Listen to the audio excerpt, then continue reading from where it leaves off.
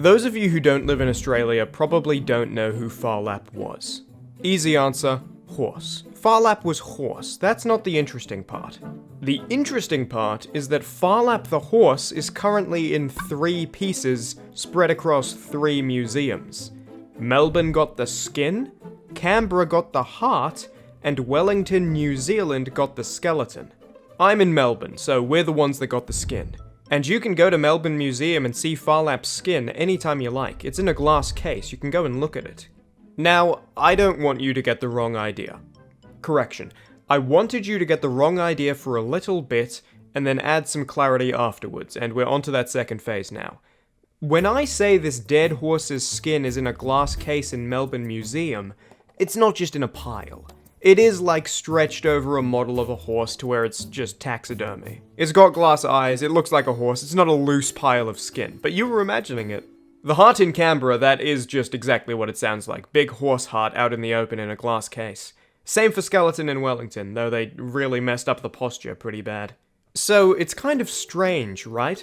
Like, why are people so desperate for the 3 pieces of Phar Lap to never be reunited? What do people think will happen if you bring them all together again? Phar Lap was a racehorse, very famous Australian racehorse, won a bunch during the Great Depression. When you read about him, it's kind of played up as if he was a huge hero during the people's time of financial need, as if betting on horse races is a reliable way to escape poverty, which is a bit... well, it's not great, but I get that in the 1930s people enjoyed listening to the radio say Phar Lap won. I can accept it. So, Phar Lap died when he took a bunch of arsenic in the United States, which some people say was an intentional poisoning by American gangsters who were worried that Phar Lap would mess up their gambling operations by winning too much. But also, people took arsenic as normal medicine at the time, so it was more likely just that. Also, why would American gangsters want to get rid of a horse that they thought would reliably win every time? They could have used that. Anyway, Phar Lap probably took arsenic for medicine and died. I'm not gonna lie to you. Phar Lap seemed okay. Like, Phar Lap seemed fine, but I'm not really sure it merited his modern status. The museums must not have had anything good to put on display in the 1930s, so they just took this one kind of interesting thing, got 3 exhibits out of it because everyone was hungry for a piece, dudes had nothing to display, and then pretended Phar Lap was super important. Because no lie, Phar Lap has shooters. Ever since you're a kid in Melbourne, you're raised on the story of Phar Lap, and oh, what a legend. But, like, it was a horse that won a few races. Like, it was probably a pretty cool horse, but can you imagine something like that happening today?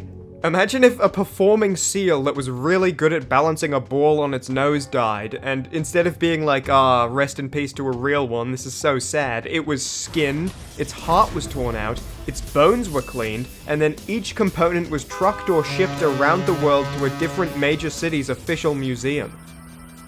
Are you checking out that exhibit? Oh, we gotta go see Flippy's heart or the trip was a waste. Are you reading the panel about how Flippy the Seal brought joy to hundreds of people and letting that tug on your heartstrings while ignoring how bizarre it was that they chose to mourn that animal this way?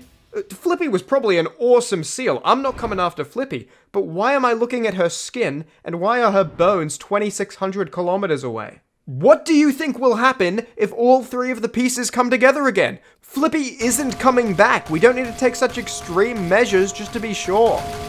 And yes, I'm jealous. I am. My skin will not be preserved. My lungs will not be shipped out for a special display feature after I'm gone. My corpse probably won't even get 1 museum display, let alone 3. I'm jealous. I was born in the wrong generation. I wish I was born when museums had nothing cool to display and would take anything they could get. Well, I wish I died then, anyway. People are so used to hearing Phar Lap's story told in such a serious tone that they don't question it. I didn't question it. I love Phar Lap. It's weird. They got me. I'm indoctrinated. This is just some horse skin. It's 100-year-old horse skin.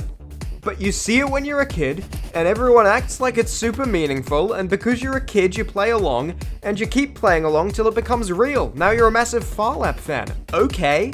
If I wasn't making this video and I was watching this video, I'd be pissed off.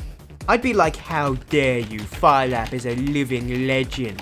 And then I'd edit my YouTube comment after realizing he died 7 years before the Second World War started. I went to the doctor, I told him I thought Phar Lap's popularity and prominence made no sense. The doctor told me Farlap's fans are in town. Go see them, they'll be able to explain. But doctor, I said, I am Farlap's fan. I don't watch horse racing.